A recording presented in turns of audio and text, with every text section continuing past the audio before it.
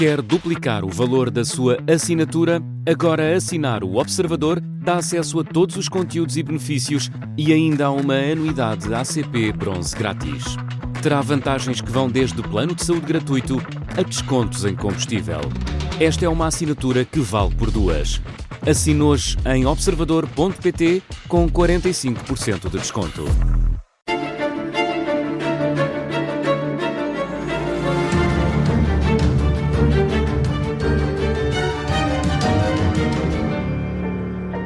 Bem-vindos ao Real Político, uma conversa sobre política e atualidade todas as semanas aqui na Rádio Observador e em podcast. Eu sou o Miguel Pinheiro. Eu sou o Sérgio Sousa Pinto. E hoje vamos falar sobre a campanha de Gouveia e Mel, que teve uma semana agitada.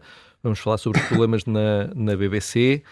Mas antes vamos falar sobre a reforma laboral, sobre a greve geral que vai juntar a CGTP e a UGT. É a 11ª greve geral em democracia, é a quinta que junta as duas centrais sindicais. Sérgio, as mudanças que o Governo quer fazer nas leis laborais justificam isto ou isto tem motivações partidárias, como diz Luís Montenegro? Bom, este pacote laboral é verdadeiramente um pacotão. Abrange muitíssimos aspectos da legislação laboral e das normas que regulam o equilíbrio de forças entre o capital e o trabalho e não tendo sido possível até aqui encontrar um compromisso, eu acho que a vastidão e a profundidade das alterações que são propostas justifica uma reação dos sindicatos. A ideia de que os sindicatos frivolamente e porque são instrumentalizados pelos partidos decidiram partir para a greve geral parece-me a pior abordagem possível desta questão, porque todos nós sabemos que existe uma relação de grande proximidade entre o PCP e a CGTP. Às vezes não se percebe se é o PCP que manda na CGTP ou se é a CGTP que manda no PCP, mas essa proximidade existe. E a CGTP nunca está disponível para assinar acordos de concertação social. Não deixa de ser uma central muito representativa. E a UGT já assinou muitos acordos de concertação social com governos do Partido Socialista e com governos do PSD. Portanto, a crítica dirigida à UGT é completamente injustificada e uma provocação adicional. Mas o líder da UGT já foi deputado do PS, não é? Essas coisas também não ajudam, não é?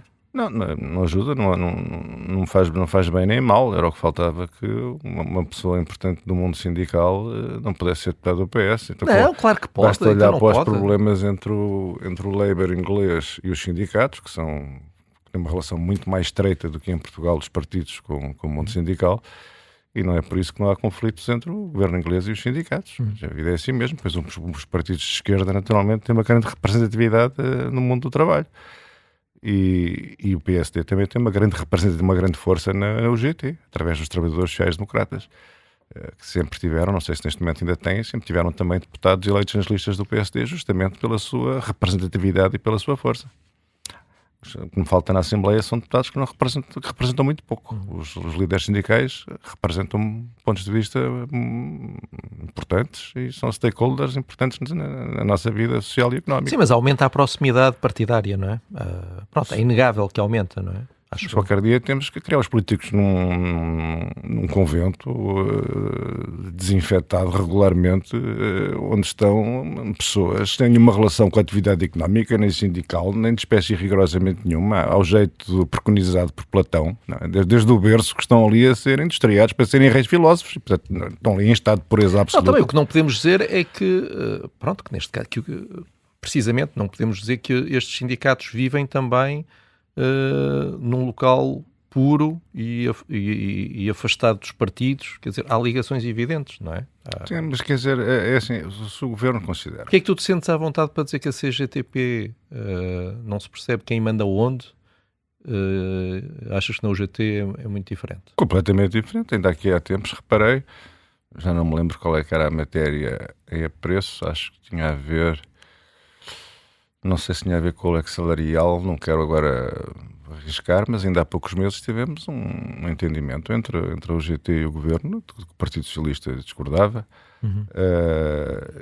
Isso é comum, e a UGT não pede instruções ao Partido Socialista e ninguém está a ver Zé Luís Carneiro ou Ana Mendes Godinho a telefonar para a UGT a dar ordens. Isso não cabe na cabeça de ninguém, não é assim que o mundo funciona. Quer dizer, tentar impugnar a legitimidade do movimento sindical dizendo que ele é satelizado pelos partidos políticos, no caso da UGT, manifestamente não é. E, portanto, o que é preciso é que os partidos também têm que ser representativos de certos interesses sociais relevantes e a Assembleia da República também deve refletir interesses sociais relevantes, é por isso que ela é representativa de alguma coisa.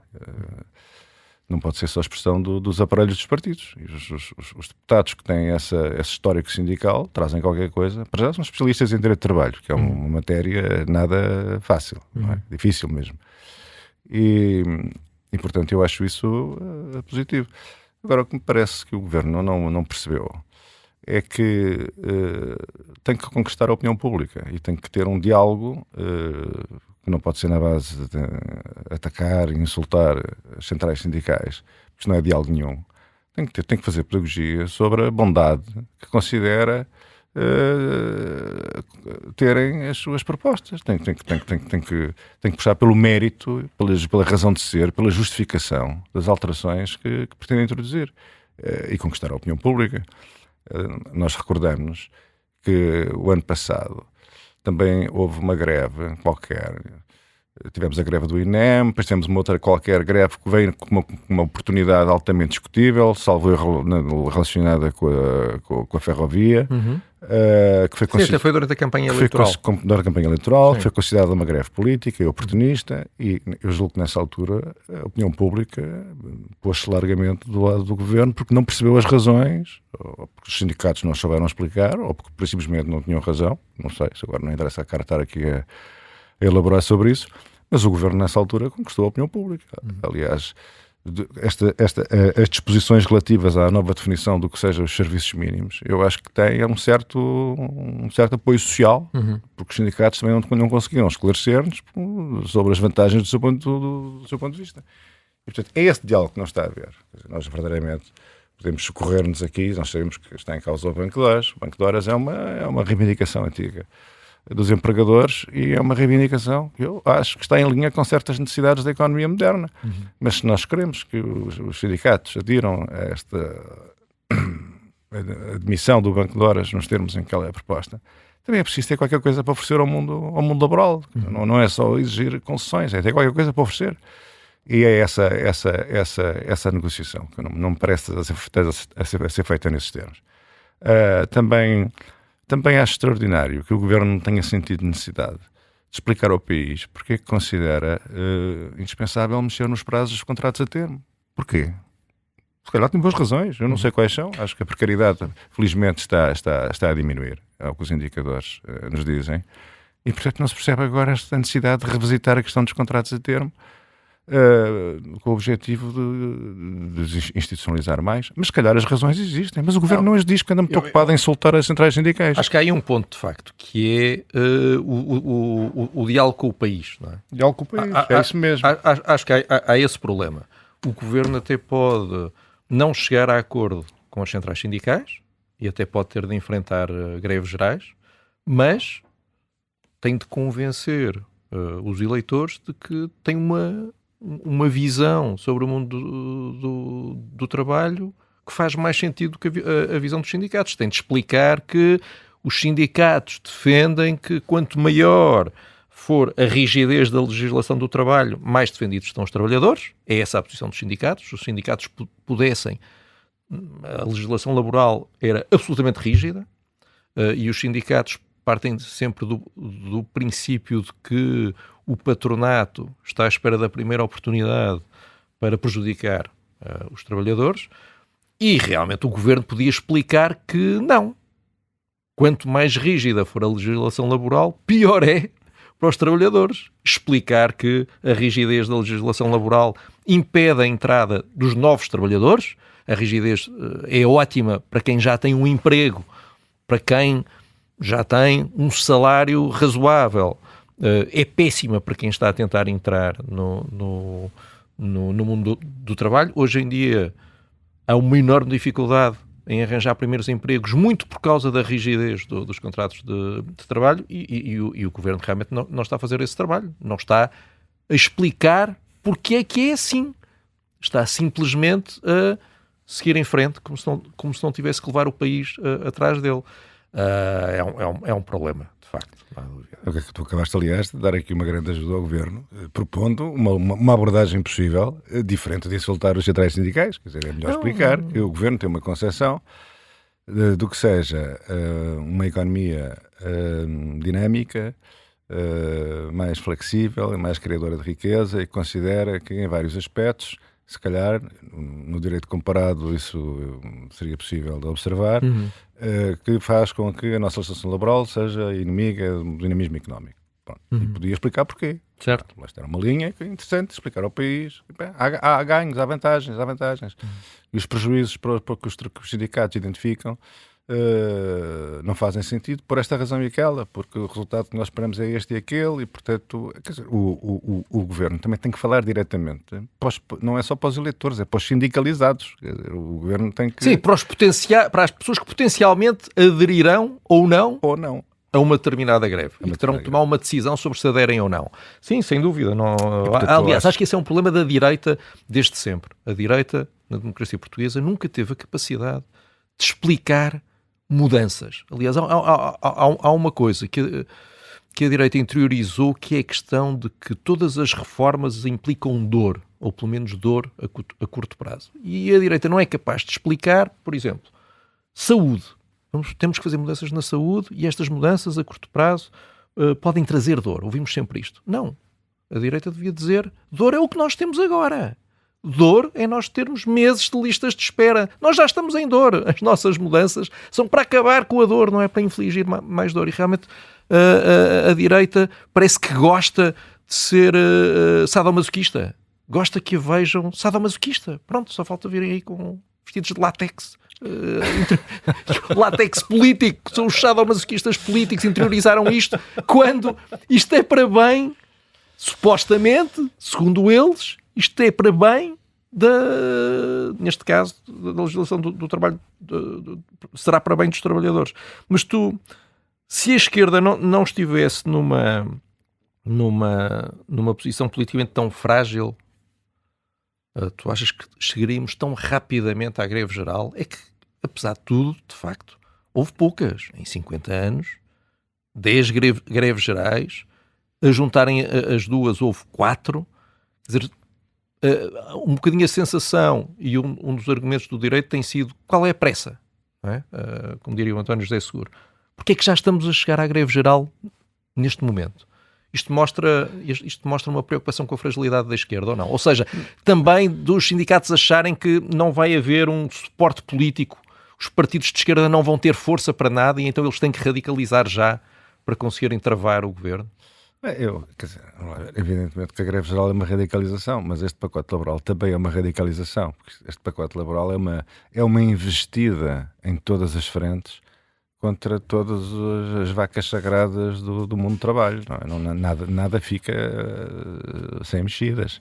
São o Banco de Horas, são os contratos a termo, as condições da contratação coletiva, a noção de serviços mínimos. Quer dizer, o Governo decidiu a investir em todas as direções ao mesmo tempo e afirmar uma visão global sobre o que o que devem ser as relações laborais no nosso país, e em vez de travar o tal diálogo esclarecedor com o país e de convencer, possivelmente, muita gente, trabalhadores, como é evidente também, do mérito das suas propostas, não, decidiu atacar as centrais sindicais. E atacar a UGT é um erro terrível. É um erro terrível, porque a UGT é uma central sindical que sempre esteve disponível para o diálogo e pode ser um parceiro do governo. Há aquela célebre imagem do acordo entre Torres Couto, quando estava à frente da UGT, e Cavaco Silva, o famoso Porto de Honra. Precisamente, a brindarem com um Porto de Honra.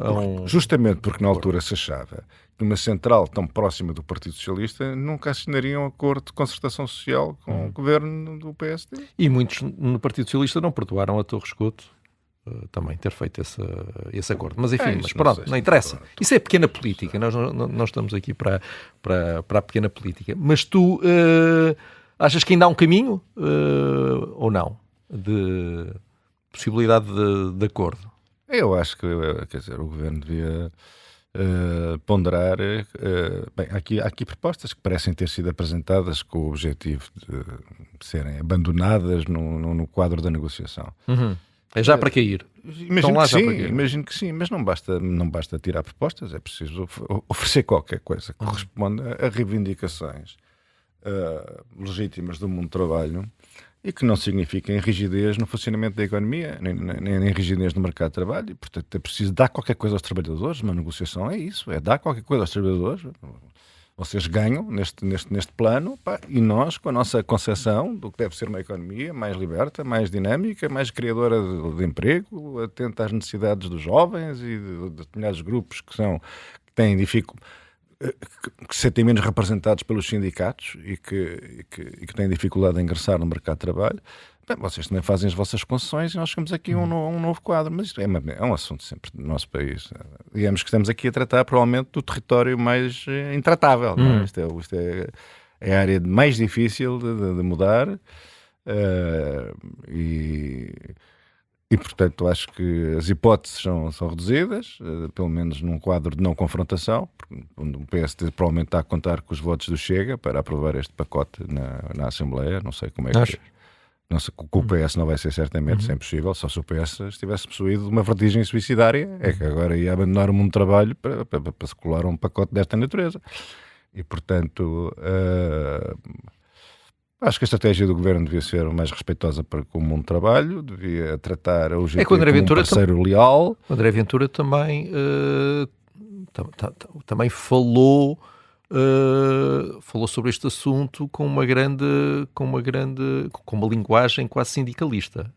Aliás, o Chega tem não quer descolar, sempre teve a ambição de ter uma grande central sindical própria, está a tentar entrar em comissões de trabalhadores de várias empresas e tem este nacionalismo económico que o coloca de lado. Aliás, em todo o mundo, uma parte substancial do eleitorado dos partidos populistas de direita vem do mundo do trabalho. Neocorporativismo. Portanto, não sei se será assim tão fácil. Se o governo está a contar com o Chega, não sei se vai ser assim tão fácil. Não é? Pois, e o Chega também tem uma certa penetração nesses novos sindicatos ditos inorgânicos, portanto também vai recebendo os seus inputs que vêm do mundo do trabalho lá onde consegue chegar. E, portanto... Enfim, vamos ver para onde é que isto vai. Para já nós vamos não está a ir bem. Para já não está a ir bem. Não está a ir bem. Vamos para o noticiário e já voltamos para falar sobre a campanha de Gouveia e Melo e sobre a importância dos problemas na BBC.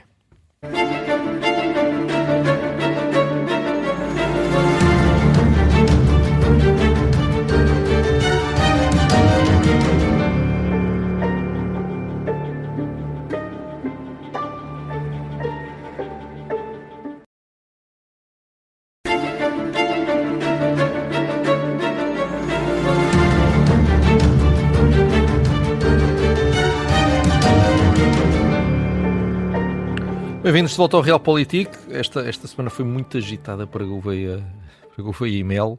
A candidatura emitiu uma nota a dizer que a agência Lusa tinha feito uma notícia falsa ao escrever, com base num livro biográfico de entrevistas que sai esta semana, que Gouveia e Melo tinha decidido avançar por causa de uma notícia do Expresso onde se dizia que Marcelo queria travar uma possível candidatura dele e que o Almirante estava a exigir 2 submarinos para continuar na Armada. Eu já me perdi no meio disto tudo, acho que os eleitores também, mas Gouveia e Melo ficou furioso com isto, andou dias com isto, isto transformou-se no principal tema da campanha, parece que as coisas estão aqui a descarrilar um bocadinho. Tu tens alguma teoria sobre porque é que as coisas não estão a correr bem? Bem, eu acho que, de uma maneira geral, as pessoas que são, digamos assim, recém-chegadas à política têm uma grande sensibilidade à crítica. Não têm pele dura. Não têm pele dura, porque também não estão habituadas à dureza da política, não é? E a política supõe essa capacidade de aguentar críticas que às vezes são percebidas como injustas. Geralmente, como somos péssimos juízes em causa própria, achamos sempre que as críticas que nos são feitas tendem para ser injustas. É óbvio. É óbvio, não é? Portanto, diria que se calhar não seria do interesse da candidatura do Gouveia Melo dramatizar tanto esta questão, porque daqui não resultará nenhuma vantagem. E ninguém quer saber disto. Quer saber? E já está mais que esclarecido. Não foi nada, afinal não foram os submarinos, podia ter sido, mas não foi, ainda bem que não foi, não é a justificação para uma candidatura presidencial. E, portanto, o assunto está arrumado, adiante. Portanto, acho que era o que... Mas há aqui um problema de falta de estrutura mesmo à volta dele, ou não? Quer dizer, quando nós olhamos para as eleições presidenciais, nós tivemos várias candidaturas sem apoio de partidos e de pessoas que vinham de fora. Não houve assim... a que correu melhor foi em 2011 Fernando Nobre com 14%, Sampaio da Nova em 2016 teve 22,8%, mas não era propriamente... Havia ali muita gente à volta dele, havia uma estrutura, não é? Os outros casos não são incríveis, não é? O Grande Pinheiro de Azevedo teve 14% em 76%. Depois tivemos, claro, Salgado Zenha, mas que era um político experimentado. Ou seja, o facto de ele não ter... Ele tem algumas pessoas que o apoiam com a experiência política, mas obviamente não tem a estrutura que os outros candidatos têm, e isso pode ser problemático. Tu que já fizeste campanha. Bem, eu não sei bem como é que está organizada a campanha do Gouveia Melo, mas ele tem que ter um conselho político. Isso parece-me evidente, não é? Todos os candidatos presidenciais têm que ter um conselho político que vai fazendo a avaliação da campanha e dos temas e que vai dando apoio ao candidato. Mário Soares sempre teve e sempre ouviu atentamente, com muito respeito e curiosidade, o pensamento daqueles que estavam à sua roda. E eu julgo o Gouveia Melo, não sei se tem, mas deverá ter um conselho dessa natureza, porque é importante ouvir o que dizem, sobretudo os políticos, porque nós vivemos num mundo curioso, onde se considera que ninguém quer ser tratado por um médico que seja um amador, toda a gente quer ser tratado por um médico experiente, toda a gente prefere ter um professor experiente e não um novato que está a iniciar-se na coisa. Quer dizer, o profissionalismo e a experiência são muito valorizados. Só na política é que não. Uma pessoa... não ter experiência, ou vir de fora, ou não ter nada a ver com a chamada classe política. A primeira coisa que uma pessoa que vem de fora diz é: eu não tenho nada a ver com a classe política. Terá a ver com outras classes quaisquer, não é? Já agora saber quais são, mas não com a política. É preciso saber fazer, não é? Saber fazer. Não, assim, uns dizem que sabem fazer, outros, o professor Cavaco Silva vinha com aquela coisa tecnocrática, não é? Isto aqui é uma solução, daqui aos compêndios, e vamos já por este país, mudar este país. A tentativa sempre de abolição da política e sempre desvalorização dos políticos que sabem fazer política. Eu parece que o Gouveia Melo está com um outro problema, que é a candidatura dele mudou a meio desta longa campanha. Ele começou como o candidato que vem de fora do sistema, que não é antissistema, mas quer pôr ordem no sistema para o salvar. E dá-me a ideia que ele agora se transformou num candidato da área socialista contra o governo, e uma coisa não bate com a outra. As aspirações do eleitorado potencial que o via como esta tal figura, um militar que vem de fora, como um lado tecnocrático das vacinas, não é? E nisso parecia-se com Cavaco Silva. Cavaco Silva era a tecnocracia da contabilidade, aqui é a tecnocracia da logística, alguém que sabe resolver problemas e então vem resolver problemas, é o resolvedor de problemas. Handyman. O handyman. Até havia um filme do Tarantino que havia uma personagem que era o que resolvia problemas. e agora ele transformou-se numa outra coisa e dá-me a ideia que esta transição está-lhe a criar alguns problemas, porque se calhar está a perder uns eleitores e está a ganhar outros, e esta transição está a ser um bocadinho agitada. Parece-me. Não sei se tu... Eu não sei, eu acho que, quer dizer, Gouveia Melo com certeza que verifica que o território político da direita está sobrepovoado e o da esquerda está bastante entregue a si próprio, não é verdade? Se calhar terá entendido que tinha possibilidades de crescer nessa área política. Não faço ideia, estou só a especular. Agora, o que não há dúvida nenhuma é que o Gouveia Melo é a figura de proa desta campanha. E é o frontrunner e, portanto, é aquele que vai ser mais atacado, como é evidente, porque todas as sondagens, apareceu uma outra que diz o contrário, mas de maneira geral convergem no sentido de ser ele a pessoa que vai à frente nas intenções de voto. E, portanto, vai ser bombo da festa. Isto é preciso ter consciência disso. E, aliás, já se nota que outros candidatos, competidores diretos com o Gouveia Melo no seu território político natural, do centro-direita, estão mais contundentes. Marcos Mendes está a mostrar uma contundência que nós não lhe conhecíamos. Não é? Isso também já está a ter um efeito. Sim, toda a gente quer bipolarizar com Gouveia Melo. Toda a gente quer bipolarizar. O próprio Coutinho de Figueiredo, João Coutinho de Figueiredo, também está a tentar, enfim, torpedear, digamos assim. Gosto destas imagens náuticas. E é português, o navio Almirante, e portanto, quer dizer, digamos que isto está aqui uma batalha que se adivinha. Tem que aprender a lidar com isso.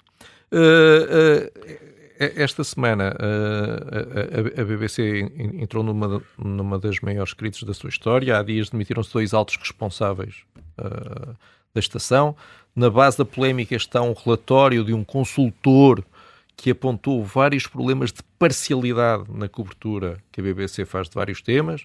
Tem-se falado mais da edição que foi feita de um vídeo de Donald Trump em que parecia que ele estava a incitar os manifestantes do Capitólio a serem violentos, e os 2 excertos estavam separados por 1 hora. Mas há mais. Aponta-se problemas de parcialidade na cobertura de temas como racismo, direitos dos transexuais, grandes problemas com a BBC em árabe. Sim. E de parcialidade anti-israelita. Enfim, eu acho que parece-me a mim que há aqui um problema, porque a BBC, quando foi o fundador da BBC, que foi o John Reith, tinha aquele mantra que era o de que a BBC tinha de informar, educar e entreter. E aqui há o foco no educar. Havia esta ideia de que a BBC tinha que educar as massas, não é? E hoje em dia parece-me que as coisas mudaram muito, e aqui a grande dúvida é: a BBC deve representar uma ideia ideal, de um país ideal que é definido pelas upper classes e pelas chattering classes inglesas, ou deve representar o país que existe e que tem o Reform em primeiro lugar nas sondagens, e tem pessoas que querem diminuir a imigração, e tem um país que optou pelo Brexit? Quer dizer, e parece-me que a BBC está aqui presa no meio disto, e a redação ficou com o pé de um lado e o país está a caminhar para outro. Mas como é que tu olhas para isto? Eu acho que tu escolheste muito bem este tema, porque ele vai ao centro de uma questão muito importante no nosso tempo. A BBC era um órgão de comunicação social, e continua a ser o órgão de comunicação social considerado mais credível do mundo. Digamos que não é fácil alcançar este estatuto. E, como tu dizes, era um órgão solene, que falava num magnífico King's English. Certo. E portanto, uma pessoa afinava a pronúncia pela BBC. O John Reith impôs uma determinada maneira de falar aos microfones. E, portanto, o desejo da BBC era formatar o mundo anglo-saxónico em torno daquela sobriedade, daquele rigor, daquela credibilidade. E havia também uma perspectiva educativa, quer dizer, vamos educar as pessoas para poderem refletir de forma informada e consciente sobre os grandes temas nacionais e do mundo. O problema é que as pessoas agora foram educar-se para outro sítio, que são as redes sociais, não é? O social media. E a BBC começou a ficar a sentir essa pressão. E se calhar esboçou uma tentativa assim um pouco gaiteira de aproximação a um registro tipicamente social media, mais enfático, espalhafatoso, sensacionalista. Essa coisa do Trump eu acho especialmente grave, não é? Porque isso foi uma edição, quer dizer, foi uma reportagem que foi editada de forma manipuladora. Foi um corta e cola. Foi um corta e cola para obter um determinado efeito. Ora, quem é que faz isto todos os dias? São as redes sociais. As redes sociais vivem destas, a tirar coisitas do contexto, a ridicularizar pessoas, apresentá-las como imbeciloides porque uma determinada coisa foi retirada do seu enquadramento. Enfim, e portanto isso foi grave, não é? Foi grave. Mas o problema que está aqui em causa é importante porque revela a tensão entre os órgãos de referência, não é? Que vão perdendo audiência para esta pseudo-informação das redes sociais, que é a maior parte, não é preciso fugir das palavras, é entulho, não é? Que não foi objeto de uma escolha editorial, foi ditado pelo algoritmo. As pessoas estão completamente saturadas desta pseudo-informação, a um ponto tal que já não sentem necessidade de procurar a outra, não é? Agora vou vir aqui este empadão sonolento da BBC, quando já estou farto aqui no meio de explosões e tiros e coisas, já sei exatamente o que é que aconteceu. E eu acho que a BBC anda muito maçadora, no sentido em que levou essa sua função de educadora ao ponto de ser um pouco prescritiva. Parece que também na imprensa francesa de referência se nota um bocadinho nisso. Por exemplo, Le Monde está um jornal chato, está sempre a dar lições às pessoas. O que pensar disto, o que pensar daquilo, e o que pensar daquilo outro, e o que pensar dos transexuais, e o que pensar de não sei o quê. Parece o jornal da paróquia que está a dar sermões. Torna-se penoso um jornal. Começamos a ter saudades daquela informação mais enxuta, menos sentenciosa, e que nos deixa formar a nossa opinião com base na objetividade da informação. Mas eu não sei se não há um problema um bocadinho mais grave, que é o de que essa ideia inicial da BBC presumia a existência de um consenso. Ou seja, existe um grande consenso na sociedade e, de facto, a sociedade pós-Segunda Guerra Mundial até ficou conhecida em Inglaterra como o grande consenso. Há um grande consenso na sociedade sobre o que é correto, o que não é correto, sobre que caminho devemos tomar, e existe um grande consenso entre os principais partidos, em Inglaterra sobre os dois partidos de governo, um grande consenso sobre a direção que isto vai tomar. Na sociedade atual não existe um grande consenso, e por isso esta ideia de que é possível educar as pessoas e informar as pessoas para que elas pensem racionalmente, é assim que a BBC olha para isto, para que pensem racionalmente sobre os problemas, não funciona, porque há muitas visões diferentes sobre o que se está a passar. Nem sequer é a questão da polarização, o consenso acabou.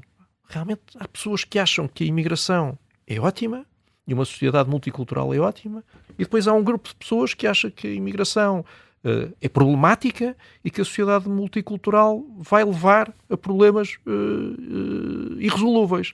E por isso, a BBC, que tinha posições institucionais sobre isto, agora, se toma uma posição institucional, fica de um lado e perde o outro lado do país. Há várias discussões em Inglaterra. Há quem diga que mesmo pessoas dentro da BBC deviam ter editores que votem no Farage, não é? Deviam ter pessoas, quer dizer, em vez de estarem a recrutar sempre na mesma bolha universitária de pessoas que pensam da mesma maneira. O diretor-geral que se demitiu esta semana teve uma frase que para mim é fatal. Ele disse: a BBC é o melhor da sociedade. E isto pressupõe que é o pior da sociedade. e que a BBC deve estar do lado do melhor da sociedade e combater o pior da sociedade. E o pior da sociedade não são assassinos e violadores. São pessoas que pensam de forma um bocadinho diferente. Eu não sei muito bem como é que eles vão resolver isto, não é? Eu acho que estás a problematizar muito bem a questão, mas a BBC, eu acho muito bem que a BBC que queira fazer, já não digo ser o melhor da sociedade, se calhar é um bocadinho confuso. Quando falamos do BBC, como estavas a dizer bem, tentar o jornalismo em geral, fazer parte do melhor da sociedade. Não é? Quer dizer, nós sempre nos habituamos, o jornalismo inglês, como é que funcionava? Aparecia uma notícia que era: o Sr. John Smith, MP, Member of Parliament, terá assassinado uma idosa numa rua de Londres. Neste momento, o Sr. John Smith encontra-se sob a custódia das autoridades e aguarda-se a qualquer momento uma reação do Partido Conservador, bem como dos constable da polícia da área metropolitana de Londres. Portugal. Deputado mata a velha à facada. Observado por vários populares, deputado esventrou a idosa. Vamos ver agora as imagens. Depois não acontece nada. Estamos no local... Tânia Filipa, diga lá o que é que está a acontecer aqui. Por enquanto nada, mas aguarda-se a entrada do deputado, que ainda vem ensanguentado. Quer dizer, isto são duas maneiras completamente de lidar com a informação, não é? E quanto ao consenso, esse tal consenso do pós-guerra era sobretudo na macroeconomia. Era o grande consenso keynesiano, não é? Da gestão de ciclos económicos. Mas deixa-me só dar o lado das pessoas que criticam a BBC. Dizem que a BBC diz isso, o deputado John Smith terá alegadamente assassinado uma velhinha numa rua de Oxfordshire. O senhor John Smith, membro do Parlamento. O senhor John Smith. E agora vamos debater sobre se na sociedade britânica existem forças sistémicas que levam algumas pessoas a cometerem crimes quando na realidade elas não têm culpa nenhuma. Pronto.